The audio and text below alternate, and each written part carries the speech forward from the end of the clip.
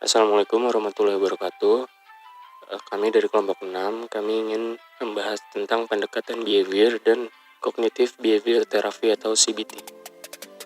Sebelumnya perkenalkan dulu, di kelompok kami ada Adinda Tabita Aurora, kemudian ada Dwiki Akbar Kurniawan, lalu ada saya sendiri Fatah Zimi Ferdiananda, dan yang terakhir ada Rere Putri Andini. Yang pertama, pendekatan behavior. Pendekatan behavioral didasari oleh hasil eksperimen yang melakukan investigasi tentang prinsip-prinsip tingkah laku manusia. Pendekatan tingkah laku atau behavioral menekankan pada dimensi kognitif individu yang menawarkan berbagai metode yang berorientasi pada tindakan atau action oriented untuk membantu mengambil langkah yang jelas dalam mengubah tingkah laku. Konseling behavioral memiliki asumsi dasar bahwa setiap tingkah laku dapat dipelajari. Tingkah laku lama dapat diganti dengan tingkah laku baru, dan manusia dipandang sebagai individu yang mampu melakukan refleksi atas tingkah lakunya sendiri, mengatur serta dapat mengontrol perilakunya, dan dapat belajar tingkah laku baru atau dapat mempengaruhi perilaku orang lain. Corey 2005 mengembangkan bahwa dalam behavioristik kontemporer terdapat 4 konsep teori yang mengembangkan behavioristik, yaitu pertama, classical conditioning, yaitu usaha mendapatkan beberapa perilaku organisme seperti sentakan lutut dan ludah yang diperoleh dari organisme yang pasif. Kedua, operant conditioning, yaitu tipe perilaku belajar yang dipengaruhi oleh adanya penguatan atau reinforcer positif maupun negatif. Yang ketiga, social learning theory, adalah teori yang mengatakan bahwa interaksi timbal balik dari 3 komponen triadic reciprocal interaction, yaitu antara lingkungan, faktor personal, dan perilaku individu. Teori ini dikembangkan oleh Bandura dan Richard Walters. Yang keempat, cognitive behavior therapy atau CBT. CBT merupakan representasi dari mainstream terapi perilaku kontemporer. Selanjutnya ada teknik-teknik behavior. Yang pertama ada teknik operant conditioning, yang dimana merupakan penguatan positif, penguatan negatif, extinction, hukuman positif, dan hukuman negatif. Jadi Corey, Ivey, Lynn, Cartlon. Yang kedua ada model asesmen fungsional, merupakan blueprint bagi konselor dalam memberikan intervensi yang diperlukan oleh konseli. Langkah-langkah yang disiapkan konselor dilakukan tahap demi tahap dalam memberikan perlakuan. Dari Corey.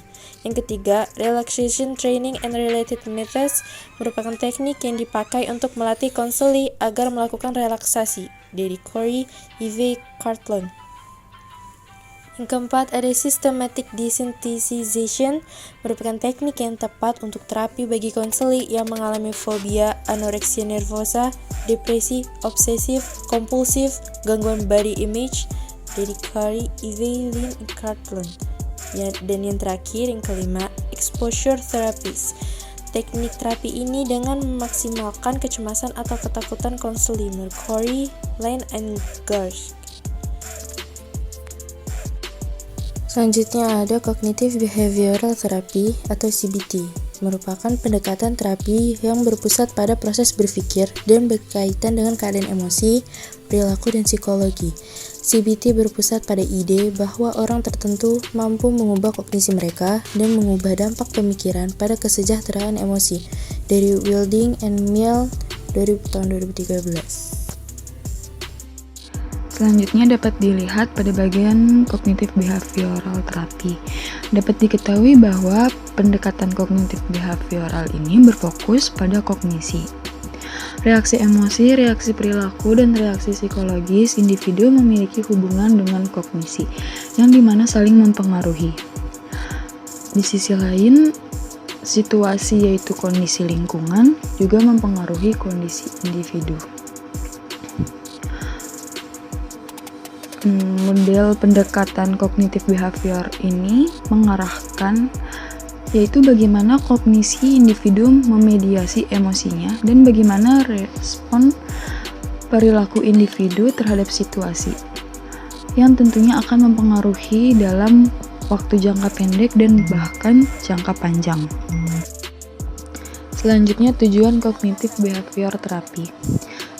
Tujuan konseling kognitif behavioral ini adalah untuk menghapuskan pandangan konseli tentang self-defeating yang membantu mereka menjadi lebih toleran dan terlihat rasional. Lebih lanjut lagi dijelaskan bahwa konseli diajarkan bagaimana mereka menggabungkan kepercayaan self-defeating, bagaimana mereka memelihara cara berpikir yang salah ini, apakah mereka bisa melakukan untuk mengurangi cara berpikir seperti ini, dan bagaimana mereka bisa mengajarkan diri mereka sendiri cara baru untuk berpikir bahwa mereka sendiri akan memimpin perubahan berdasarkan cara mereka sendiri tentang perilaku dan perasaannya, dikutip dari Corey 2013 P155. Dalam kegiatan konseling kognitif behavioral terapi ada beberapa teknik. Adapun teknik-teknik dalam konseling dalam pendekatan kognitif behavioral menurut Erford 2015 pp 116 sampai 173. Yang pertama self-talking, yang kedua reframing, yang ketiga talk stopping, keempat cognitive restructuring, yang kelima rational emotive behavior therapy, yang keenam biblioterapi, yang ketujuh journaling, 8 systematic desensitization, yang kesembilan stress inoculation training. Sekian presentasi dari kelompok kami, kurang lebihnya mohon maaf. Wassalamualaikum warahmatullahi wabarakatuh. Terima kasih.